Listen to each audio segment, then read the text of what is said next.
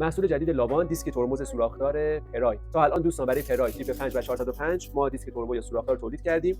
وقتی که دیسکای سوراخ‌دار داره اینه که آب از این سوراخ‌ها نفوذ میکنه تو زمان بارندگی و استحکاک بین لنت و دیسک بیشتره.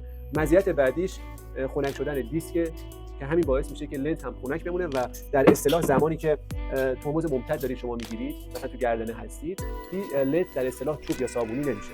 یک سوال بعدی که دوستان از من زیاد میپرسن هر کی هستش که توی جای دیسکا مخصوصا اینجاها می‌نویسن مثلا مگا می‌نویسن بعضیا که میگن که مگا خیلی بهتره. نه ببینید هیچ ارتباطی نداره. این وقتی چدن میخواد توی قالب ریخته بشه شما تو قالب سازی هر برندی هر اسمی میتونی اینجا بنویسی، اسم خودت هم میتونی بنویسی، پس هیچ ارتباطی به این قضیه مگا نداره. فقط چیزی که مهمه ماشین کاری مهمه و آنالیز ریختگی داشته باشه.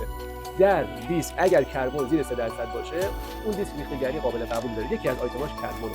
کربن زیاد باعث میشه که حساسیت به تغییر دمای ناگهانی دیسک زیاد داشته باشه. در اصطلاح شما برید کارواش یا برید کاری آب سرد یا آب گرم ناگهانی تغییر داشته باشید بعد از یه مدت دیسک پا برشه.